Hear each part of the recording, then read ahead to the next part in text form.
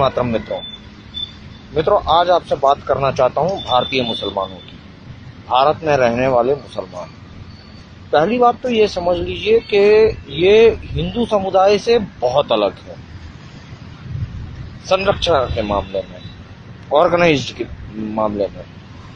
मैं ये कहना चाहता हूं कि भारतीय मुसलमान एक बहुत क्लोज्ड निट कम्युनिटी है, जबकि हिंदू नहीं है। उदाहरण के तौर पे आप किसी सड़क पर एक मुसलमान को थप्पड़ मार दो, वो मुसलमान को ज्यादा से ज्यादा 10 मिनट लगेगा अपने नजदीकी मस्जिद या मदरसा पहुंचने में। वहां वो मामला बताएगा, 2-3 मिनट के अंदर अंदर वो मस्जिद या मदरसा जो है दिल्ली के जामा मस्जिद को एक फोन करेगा या ईमेल करेगा। दिल्ली के जामा मस्जिद के पास सारा डेटा रखा हुआ है कि अगल बगल के कौन से मस्जिद है, किस मस्जिद में कितने लोग जमा हो सकते हैं, उनके व्हाट्सएप ग्रुप क्या है। वो 5 मिनट के बाद उनको खबर देगा, और उनको खबर देने का 10 मिनट के बाद आप सड़क पर अचानक से देखते हो कि 5,000, 10,000, 20,000 की भीड़ जमा हो गई। एक आम हिंदू को समझ में भी नहीं आता है कि एक छोटी सी घटना और अचानक से सड़कों पे और सब जगह जो है ये 15-20 हजार मुसलमान कहां से आ गए। वो इसलिए ऐसा कर सकते हैं क्योंकि उनकी नेटवर्क बहुत स्ट्रांग है और एफिशिएंट है, जबकि आपके साथ ऐसा नहीं है। अगर किसी एक हिंदू को एक थप्पड़ मार दो या कुछ करो और उसको बोलो, तो वो नजदीक के अगर मंदिर में जाके पुजारी को बोलेगा कि भाई किसी मुसलमान ने मुझे थप्पड़ मार दिया, तो पुजारी कहेगा हमें क्यों बता रहे हो, आप पुलिस में एफआईआर करो ना। आप किसी पार्षद, एमएलए वगैरह के पास जाके बोलो कि भाई किसी ने मुझे थप्पड़ मार दिया, तो भाई तुम्हारी लड़ाई है, तुम खुद लड़ो, इसमें हम क्या कर सकते हैं। आप बहुत हुआ तो बजरंग दल या विश्व हिंदू परिषद वाले से बात करो। आप बजरंग दल के पास जाइए, बजरंग दल के कार्यकर्ता तुरंत लाठी डंडा लेके तैयार हो जाएंगे और बोलेंगे कि चलिए साला कौन है देखते हैं। हमारे सचिव और हमारे प्रभारी जो हैं उनको आने दीजिए, और सचिव और प्रभारी आकर पूछेगा क्या मोर्चा है, धरना देना है, मीडिया आ रही है। वो कैलकुलेशन लगाना स्टार्ट कर देता है कि अगर मैं कुछ करूं खबर बनती कि नहीं बनती है, पब्लिसिटी मिलेगी कि नहीं मिलेगी, मैं नेता के तौर में पेश होऊंगा या नहीं होऊंगा समाज के बीच में। ऐसी सोच आमतौर पे हिंदू नेतागण रखते हैं, मुसलमान नहीं रखते हैं। मुसलमान वेरी क्लियर है कि हमें सिर्फ और सिर्फ मजहब के लिए खड़ा होना है। तो दोनों का जो स्ट्रक्चर है ये अलग है। अब आप लोगों को लग रहा होगा कि ये अन्ना जो है ये सुबह सुबह ये ऑर्गेनाइज स्ट्रक्चर के बारे क्यों बात करने बैठ गए। मित्रों, मैं बता दूं कि बृहस्पतिवार को पुलवामा में आतंकी हमला हुआ। हमले के बाद सारे मुसलमान जन समुदाय, जनमानस जो है, इनके जुबान पे मानो जैसा लकवा मार गया। सब चुप, कोई रिएक्शन नहीं। अच्छा हुआ, बुरा हुआ, निंदा करेंगे, कुछ भी नहीं, चुप।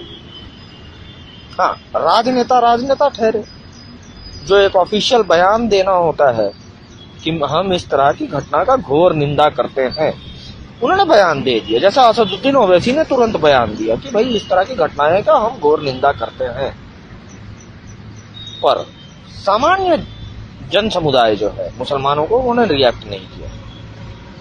कल उनका जुम्मा था, ये 1 बजे नमाज के लिए पहुंच जाते हैं, जबकि 1:30 बजे से नमाज शुरू होती है। आधा घंटा इनकी तकरीर चलती है, इनको गाइडलाइन दिए जाते हैं।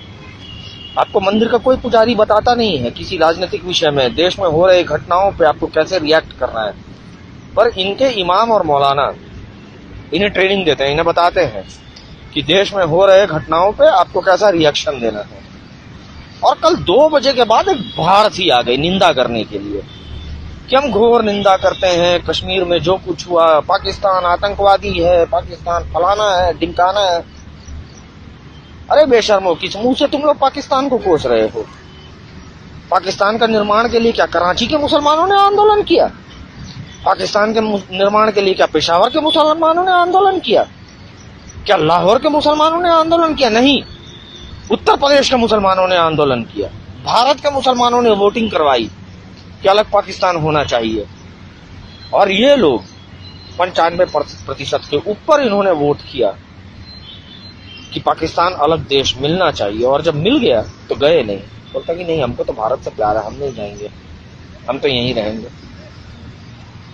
और बेवकूफ ढक्कन हिंदू इस बात को मान भी लिए कि हाँ, ये भारत को प्यार करते हैं, इसीलिए ये लोग नहीं गए। जबकि इनकी मंशा थी कि हम 4 बच्चे पैदा करेंगे, हमारे 4 बच्चे 40 बच्चे पैदा करेंगे, वो 40 बच्चे 800 बच्चा पैदा करेंगे, और हम तुम्हारी देश को कब्जा कर लेंगे।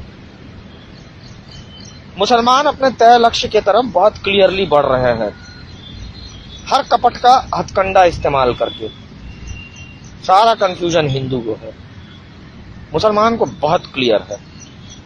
ऐसे वैसे जैसे तैसे भारत को हड़प जाना है इस्लाम के नाम पे, चाहे दंगे करके, चाहे जनसंख्या जिहाद करके।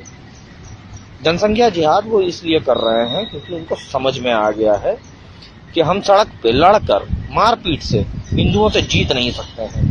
खासकर अभी की जो हिंदू पीढ़ी है, इससे तो हम बिल्कुल नहीं जीत पाएंगे, बिल्कुल भी नहीं जीत पाएंगे। ये मुसलमानों को बहुत क्लियर हो चुका है। गुजरात 2002 में हिंदुओं ने दिखा दी कि तुम 56 तीर्थ यात्रियों को मारे तो इस्लामी जिहाद की औकात दिखा दी हिंदुओं ने।